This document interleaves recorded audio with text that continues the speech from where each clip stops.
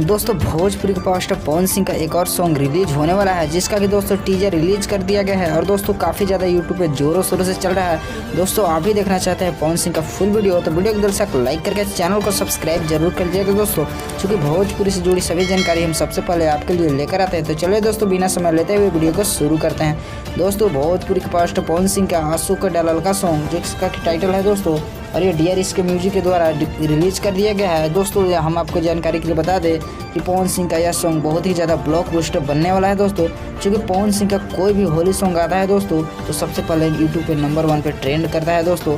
और शायद आपको पता ही होगा दोस्तों कि विवाद के बाद दोस्तों एक पहला सॉन्ग होगा दोस्तों होली का, जो कि पवन सिंह का ब्लॉकबस्टर बनने जा रहा है। तो दोस्तों आपको क्या लगता है कि पवन सिंह का ये सॉन्ग ब्लॉकबस्टर बन पाएगा या नहीं? और दोस्तों कमेंट करके बताइएगा दोस्तों कि भोजपुरी के पावर स्टार पवन सिंह और खेसारी लाल यादव में से कौन है सबसे बेहतरीन कलाकार।